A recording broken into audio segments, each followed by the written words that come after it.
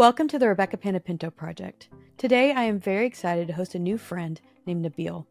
He is a technologist, a futurist, an influencer, and a keynote speaker. Nabeel has 25 plus years of experience leading large-scale global technology organizations through seasons of explosive growth via M&A, global expansion, implementing new business models, and technology innovation. Nabeel is also a highly sought-after keynote speaker because of his ability to inspire and motivate audiences. He has a unique perspective on business and technology trends that allows him to captivate audiences with his insights. He is also the co-founder of Nomad Futurist, a 501c3 nonprofit that is focused on delivering education to underserved communities globally. We have an amazing conversation about all of this today, but the most interesting part was learning more about his amazing lifestyle as a digital nomad.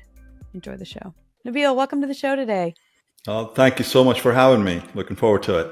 Yeah, super excited. You've been up to a ton of really interesting things. And the coolest part about your background and what you're doing that has really inspired me is the digital nomad life that you lead. And you pop up in all these different places, international, across the US, and are able to serve customers where they are and just hop on a plane and go help people. I've always thought that's really cool, admired that, and am actually playing with it in my lifestyle as well. So we'll talk more about that today. Wonderful. Yeah, I look forward to sharing some nomadic talks there. Let's start with where Nabeel Inc., we'll call it, really started. How you've really put together this unique career that is defined only by you and what you want. Where did that inspiration to really start to put together what your future vision for your life looked like to create what is now known as Nomad Futurist and all these businesses that you serve? Where did it start? So, I mean, it's a relatively recent development. I believe it's actually taken shape over the last decade. And if it wasn't for the life scares that I've gone through and experienced, I would be doing the same thing that I did 10 years ago. That would have been in a corner office, the dream that I was sold, moving to America, that you're going to end up having a corner office overlooking the San Francisco Bay and the white picket fence and the white dog and blah, blah, blah. If it was for the life scares, I would be doing the same thing. I suffered through 3 heart attacks over the last 9 years, been legally dead a couple of times, and that put a total different perspective and approach whereby what's our reason out here? And I went on this hunt to figure out what my purpose in life is. And that was not necessarily that corner office. The purpose in life really was to be the change agent. The purpose in life was to be the voice and to be yourself. Right. So one of the things that I learned was that I was not designed to be the guy in suit and tie and a clean cut person. I was supposed to be this person, to be who I am and let the colors and the patterns represent me and my personality, and be vulnerable, be open to sharing, personal experiences with the world. And then that's really what took shape. And in following that journey, it was a little bit difficult and challenging to begin with, but in following that journey, some of the things that came to the forefront is that you have to basically become a minimalist in a lot of ways to give you that flexibility to fly wherever. I mean, really grow your wings and fly wherever in the world that you want to be and experience the world, experience the people, experience the culture, experience food, and just learn from them and try to be a better person. Mm-hmm. That's great. Yeah, it's crazy in today's world that there's so many people that want to distract you to their benefit. I mean, I think of the Super Bowl that just happened and all the Yeah, that was advertising not a and the Super Bowl, was information it thrown now? at you. Was it now? That was a Swift Bowl. Yeah, it was pretty well scripted. Yeah, exactly. um, but there's just all this noise. There's all these things coming at you from, a million different angles with million different agendas that it's so easy to get caught up in this and just blindly chase that American dream, blindly chase that, you're supposed to buy your first house, you're supposed to get married, you're supposed to have the picket fence and the kids and etc. And it takes sometimes a life scare, but a lot of self-reflection to stop and go like, but wait, what's my purpose? Ramit Sethi, a Hmm. great podcaster, has a comment, what is my rich life? And especially if your rich life is so unique as like what yours has become, it's countercultural and a lot of people don't know what to do with it. And they just have opinions that aren't necessarily helpful. Exactly. Yeah, and then you get all the looks that are extremely weird. Like, what are you doing? Why aren't you following the same path that everybody else did? Uh, Mhm. at the end of the day, any message that I can share or anybody that I can help, one thing that I would say is this: if you can take one thing, that would be yourself, be you. That's your superpower. Mhm. Very cool. And through your community, I know you have an academy launching this spring. You're helping, especially the younger generation, realize this and get exposed to technology and digital advancements.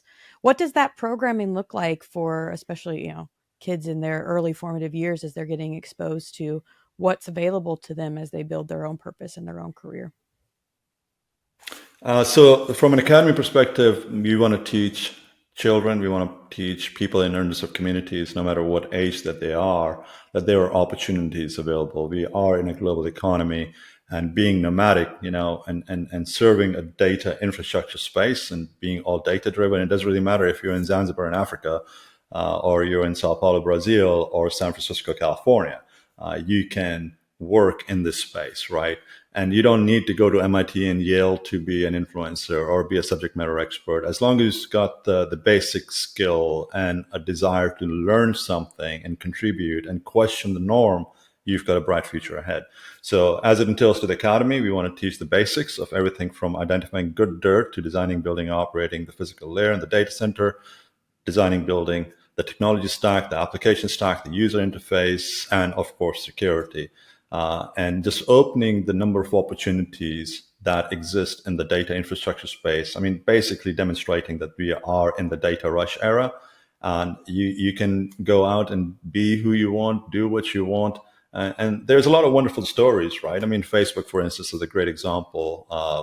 Back when in school days, I remember they used to actually call it the yearbook, I believe is what was called, to now having that experience online, being more interconnected, intertwined, interrelated, and just being out and about and sharing people's experiences. I mean, the world is totally evolved, and that's just the beginning of time. So it's an opportunity for every culture, every person for that matter, globally, to be engaged in some way, form, or shape. The challenge is and has been that it's been a very close knit industry, that people don't talk about it, or we look like rocket scientists all the time. And that's not necessarily the case. So, making it simple enough for people to understand, connect to, and have a platform that they can reach out and participate in, whereby they're not threatened by it. They don't feel that they're not smart enough. They don't feel like they don't have enough money to make that investment. Our charter is to make education available and accessible at that foundation level, whereby we create a level of interest, hopefully level of engagement that we can get them into our space, as we've got a significant human capital deficit ahead of us, and make it easy enough, interesting, and exciting for them to start participating in the sport. Where are the opportunities? Opportunities are endless. I mean, I continue to hear, and I've heard this through my life, that, oh, the good old days. Well, that's not my approach. I'm looking ahead. The time ahead of us is the most fruitful time. The time ahead of us are the golden days. I mean, what's done is done. It's water on the bridge. Yeah, sure, somebody lived it, somebody cherished it, somebody made big. But we've got to look ahead. It's the future. It's the journey ahead of us that's going to be fruitful. And that's only going to come in by educating people, by exposing the sector to people, and by creating opportunities for people. And I'm not Very running for cool. office, America. That's awesome. You heard it here first, folks. He's got his own empire to build. Well, and you're not specifically focused on the US anyway. You've got this Correct. international perspective that I'm sure is very different when you think of a, 15-year-old kid in California versus a 15-year-old kid in another country and their exposures and different opinions of what technology is. Some of those kids don't have a device and even get on Instagram or Facebook. And then here, a 15-year-old probably is going to have the Apple Vision Pro here pretty soon. It's very Exactly. different. Can you help me Yes. understand the contrast of some of the kids that you're seeing internationally and how much greater I'm sure this exposure is to what their future can be based on what it potentially was going to be without being introduced to the academy? Sure. So let's address. I'm going to break out the questions. So the first piece, you mentioned that some of the kids don't have the tools and resources, or part of our charter as the Nomad Futurist Foundation is concerned to give them those devices to get them into the race at the same level, right? So, for instance, give an example, we funded 40 students in the Bahamas last year. Right now, I just pledged to fund 10 schools in Africa. That's going to be roughly about 150 or so devices. So we are in the process of developing some partnerships whereby the older assets, as they get repurposed, recycled, to send them over to underserved communities and make compute available and accessible. The second part of the question, yes, sure, Nairobi, Zanzibar, they're not at the same level as we are, but we've got to also remember this, that they are going to skip about 2 to 3 generations of compute. So, though they did not hear the dial-up, or will they ever hear the dial-up? No. But guess what? They are going to be using a 5G network, right? They will have that mobile experience, whereas we were on Atari or we were on Commodore VIC 64 back in the day. They're going to skip 2 to 3 generations of compute, and their way of thinking is a lot different as well, right? So we thought as engineers, they're thinking as consumers of the products and services. Their expectation levels are a lot different than what we have experienced. How do we bridge that gap? Bridging the gap is by providing an educational platform. Bridging the gap is by providing those tools and resources and getting them connectivity. So, in South America, we are looking at assisting roughly about 6 to 7 schools this year. And a part of the charter is to provide them computing devices. We are also going to be helping them build their power plant. So that's going to be, again, very much focused with renewables. We are looking at deploying solar plants out there and, of course, connectivity. So they are in areas where there is no internet today.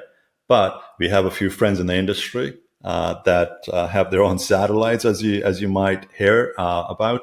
The idea is to actually create those partnerships and get connectivity and create this internet bubble, right? So not everybody in the world today is connected, but I do firmly believe with all the developments, with all the initiatives globally, we are going to have this global internet bubble. And, within the next 3 to 5 years, the entire world should be connected in some way, form, or shape.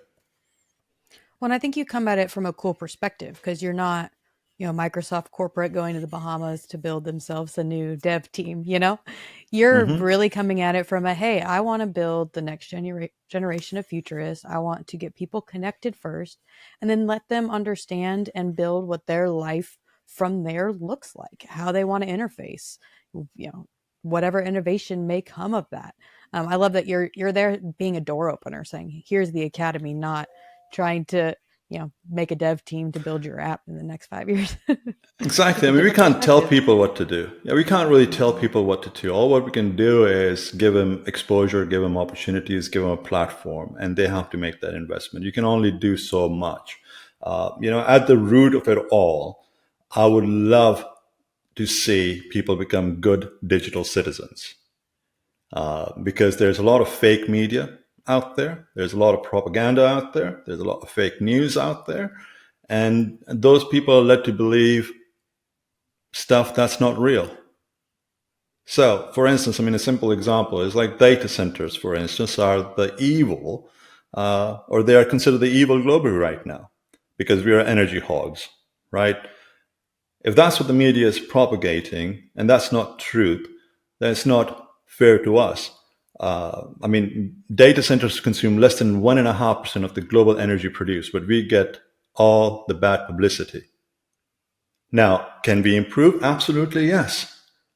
But people getting out there in lines and starting riots because data and data centers have got that bad reputation all of a sudden because CNBC folks or whatever else media that there might be is propagating that these guys are evil. That's not the truth. So worst case scenario, if we can actually give that foundation a general understanding and create good global citizens, then they will know what their rights are and what they should be fighting for. Right now, it's just creating havoc for no odd reason.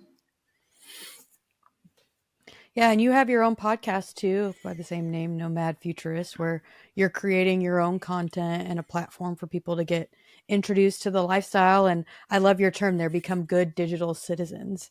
What's the impact you've seen this podcast make since you've been doing it and being able to reach this new audience with some of these new ideas? Oh my gosh. I think if I would say that if I've gotten one life achievement, that is just to get great feedback and good notes from people and thank you notes, that it's been very impactful. We take the approach of sharing people's journey, executives and people that are successful in their careers, to share their journey, their trials and tribulations, and how they continue to learn. Right? I mean, you've got people that have uh, are that don't even have a high school degree. They're high school dropouts, to people that have gone to Ivy League colleges. They still continue to learn every day. So sharing that and what they are doing, whether it be new product development with new technology or just personally, what are they doing and how do they continue to learn? It's been very impactful. And people end up being extremely vulnerable. I mean, there's been moments that I gotten goosebumps in the middle of a conversation because I might have known that individual for years and didn't really know all those secrets that pop up. So our listeners, sending out these notes that it's impactful and it's encouraging that this is a sector that they really want to start participating or at least look at it seriously. It's been one of the best experiences ever. That's very cool. I'm sure lots of AI conversations and dreaming about the future as well. Yeah, so AI again. It's like one of those marketing hypes, I guess. I mean, our message, or at least my message for that matter, is intelligence can never be artificial, and we call it actionable intelligence because it's defined by human. It's controlled by human. So even though you actually have these large language models and you're processing a lot of data, what AI does is gives you results based on algorithms that you have designed. Now, they rebuttal and say, well, computers can learn from each other. Well, yes. So who programmed that? We did, right? We control that. We mine that information and we can actually put a stop to that as well. So yes, there are conversations, but we're just trying to be realist, right? I mean, robots are not going to take over the world anytime soon. Elon, I disagree with you right there. Human intelligence, there's no substitute for that. And AI is actually really a buzzword that the marketeers have actually taken into a very, very, very dark hole by confusing the industry globally and creating this nuisance out there that's not realist. It is really actionable intelligence, and that's how we need to define that. So yeah, we do have those conversations every now and then. It's actually fun to hear people's perspective and how emotional people get. That, oh, it's going to be the end of the world. No, this is just the beginning of time. I mean, it's just going to create creature comforts that we didn't have before. It's going to give us an autonomous lifestyle potentially. And guess what? I mean, if I can sit in the back of the car and drive across America and still be productive and have a great experience because I don't have to focus and have the tunnel vision driving on any interstate, yet see the world around me, that would be absolutely phenomenal. So I'm all in for that kind of stuff. But again, the car is only self-driving based on the definitions that we have defined, based on the algorithms that we have defined, based on the geofencings that we have designed. It's not just going out and capturing on its own and making a decision that I'm going to start riding in the middle of the fields because that's not what we programmed it to do. There is other devices for that. It's going to drive on the freeway or take interstates and or other streets that are pre-programmed. So it's fun times ahead. So look forward to autonomous lifestyle. Now Mm. that could be a Oh, I fun love how thing, it can make our lives integrating it. better. Yeah, Mhm. that would be a fun thing, integrating that with a nomad lifestyle. Mhm. Imagine your RV driving you from city to city across America. Wouldn't that be cool? You're just living your best life. Yeah. Yeah, Sam Altman of OpenAI just came out with a comment recently that he sees a future, not probably soon, but 10 years down the road, of the $1 billion one person company. But the part I loved about that is the one person company. There still is a person. There's not just going to be Hmm. $1 billion companies. Like, why would that? You can't just have a faceless company. You can try, but there's still investors. There's still people behind it. So the idea of wow, one person being able to build that kind of wealth for themselves is really cool. But then you think Hmm. about then how do I become the right person to interface with AI to scale myself to be able to be as autonomous as I can? Yeah, so my answer to that is multifold. Yes, there will be $1 billion one person company. Yeah, I mean, we had this conversation maybe 20 years ago. Would there be $1 million one person company? Well, there's plenty of them out there today. That conversation in the 1920s, 1930s would have been like, oh, what are you guys talking about? So, I mean, there's the scales of economy, there's the devaluation of the currency, so on and so forth. There's a lot of those things that are going to happen over the next decade. Hopefully, dollar retains its value. But yes, I mean, there's going to be that $1 billion company, and that $1 billion one person company is going to leverage a lot of technology. So, I mean, just look at our lives today. I mean, we are in different states at the moment, different time zones, and we can have this experience. I mean, 15 years ago, we couldn't. Um, so, life's changing, and it's changing very, very quickly. Mm-hmm. Yeah, and back to earlier, we were talking about the nomad lifestyle that you've inspired in me, and that I'm venturing myself as well. Last year I was dual city. Now I've gone full on nomad, and it's funny to see the reactions because this just has not been a thing much in the past. And like, you need an address for everything. Well, yeah, I still have an address, but I'm constantly moving from city to city in different places and having these experiences. And it's interesting because it has in a lot of communities become a very mature concept. You've been living this Hmm. lifestyle longer than I, but to some people it's still so brand new, so it's only going to get that much more exciting and expand over the years, so where I'm sure there'll be a whole pocket of people who this is their way of life and it's completely normalized, and I would hope that much more productive than having just a house on a hill somewhere disconnected from all that is happening within the world and within life that you can go expose yourself to by hopping on an airplane. Yeah. I mean, there's no reason to be married to a brick and mortar, to a house, and to take care of it 24/7 and think about things that are not that important. The flexibility, it's kind of like being a bird, I guess, when the mother bird says that you're ready to fly, just toss over your nest and, take the first swing. You will learn and you will enjoy. It's a much nicer view to be up in the air and looking down and enjoying and being thankful for all the opportunities we have. So, yeah, I do see more and more people becoming nomadic in their way of living. The less you have is the more you have. That's the way I look at it. I mean, the only thing we're going to take away with us, or the only things that we're going to cherish at the time when it's our time to go, would be our experiences, not wealth and or items that we have collected. Who cares what area rug you have on your floor? All what matters is, did you get a good night's sleep, and are you ready to rock and roll the next day? And where do you wake up? Yeah, I mean, it's been the one and most healthiest thing that I would say I've probably ever done in my life, is to give myself the flexibility, freedom, and the ability to be nomadic. Life is wonderful being nomadic. I mean, you can enjoy what you like. I mean, for instance, I'll give you an example. In 2023, I did not experience one day of cold below 65 degrees Fahrenheit. That's because I chose not to go into cold places around the world. It's brilliant. So I That's encourage amazing. everyone to try to be nomadic. Yeah, Mhm. get rid It's a of great way all of of your life. things and go out. Exactly. Yeah. Yeah, no, you spend a good bit of time in Hawaii and then in the States as well, but also international. And I feel like that opens up another world of understanding and just makes you see how so many weird things in the US have become normalized that aren't that normal. And Hmm. for me, it's changed how I do like to live my life and what I do value. And to your point, like becoming more and more of a minimalist. I'm like, it's a pain in the butt to take 3 pieces of luggage across the world to be in Greece or wherever I may be. So I got to pare back. What do I actually need that like is going to matter when I am just going to and from the beach all day? And then Hmm. life is that much lighter and simple, and I can just go enjoy that moment and that experience that's in front of me versus being worried about, especially the keeping up with the Joneses lifestyle. Like, who cares?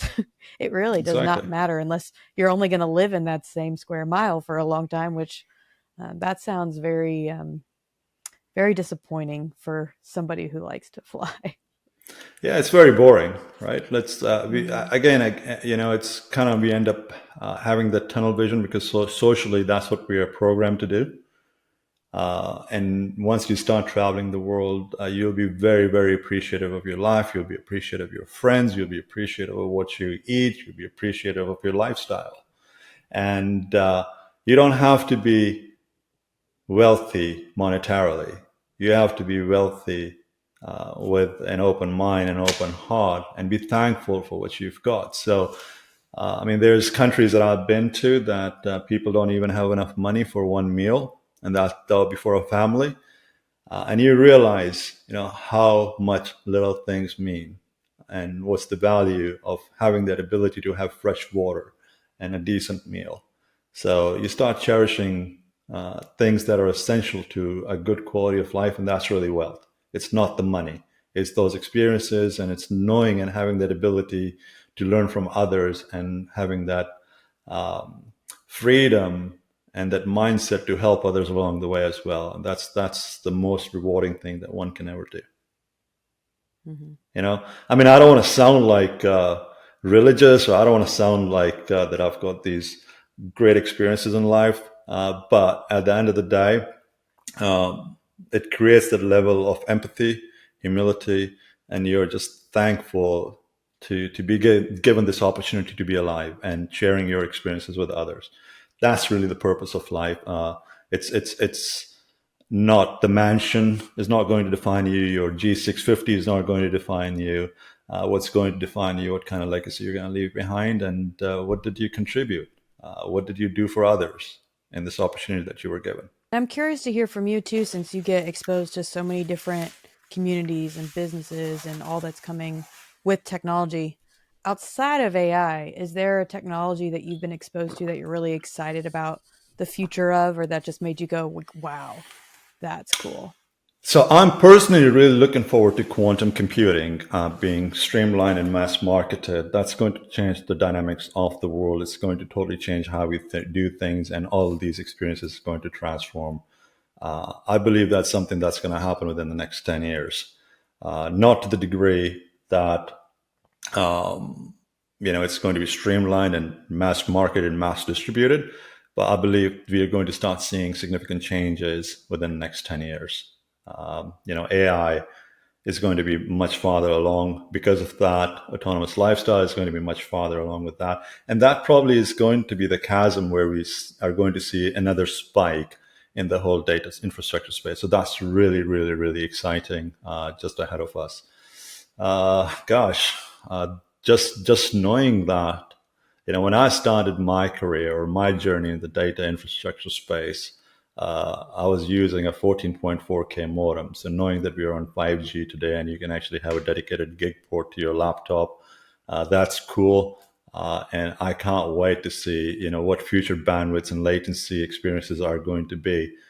Just the ability that you can actually live off of your mobile device and you don't need massive production environments, whether it be doing an experience like this to mobility, and you can actually literally live off of a device like this. Imagine how easy travel is going to be. So simple things like what I've started to see, some of the states in the US have actually gone away from using the conventional driver's license. Your driver license is actually going to be available in your mobile device. So you've gotten rid of another thing to carry. Now, of course, with Apple Pay and Google Pay and so on and so forth, you've got that experience now natively built into this device. So you don't really have to carry a wallet anymore. I mean, it's so nice to travel light to the degree that you only carry one thing and everything is actually connected and available on that device. I love to travel very light. I mean, people make fun of me. It's like, how the heck can you live off of a 21-inch suitor and a backpack?